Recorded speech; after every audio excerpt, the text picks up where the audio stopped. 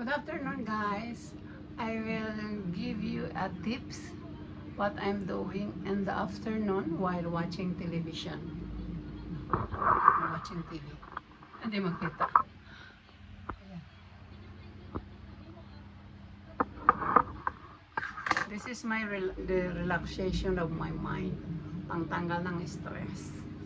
We will see.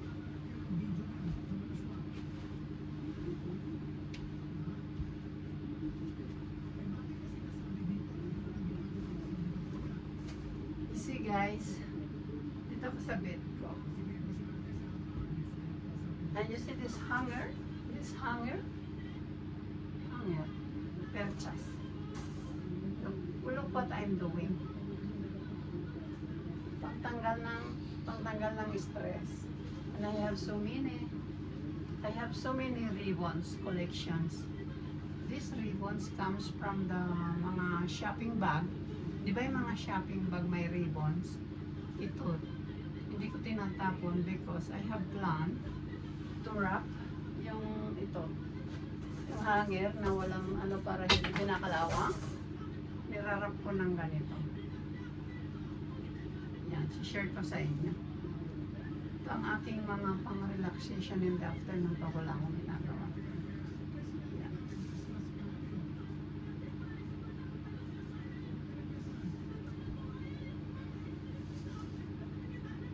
Ganitong ginagawa.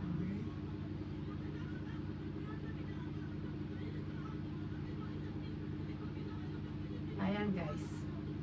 Oh. Binabalutan nyo. Kasi guys, itong hanger na to, pag nabasa, tapos nakulog, kinakalawang. Ayan. Diba? Itong mga hanger na to, galing sa laundry. Free from the laundry. Tapos, para hindi itapon,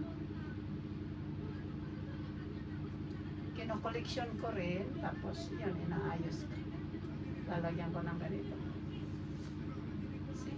I have different colors. I've started for white. Yan.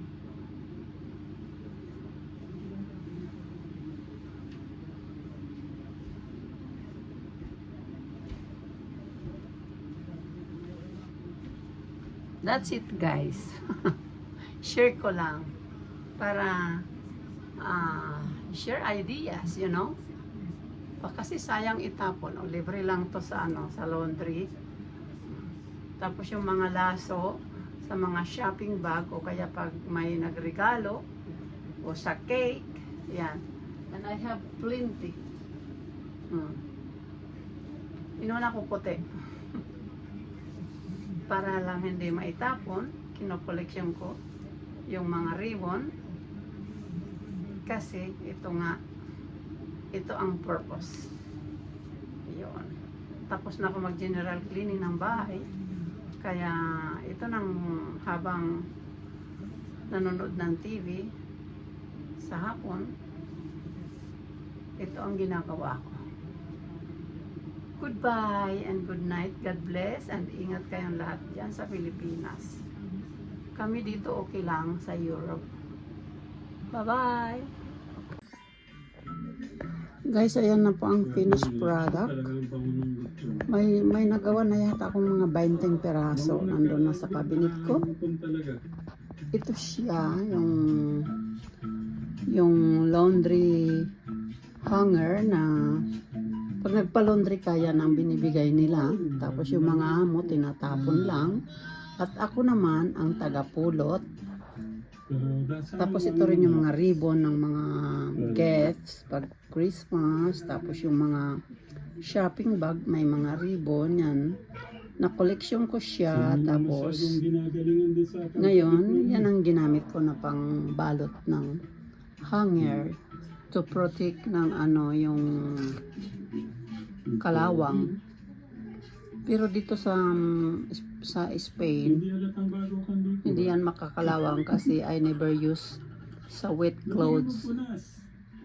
Yung original na purchase na may plastic, yun ang ginagamit ko pag nagsampay ako. Sa loob lang to ng closet ko. Yung pang daily work. Yung pang daily work na ano, na mga damit. Yan. Ayan siya guys. Thanks for watching. God bless.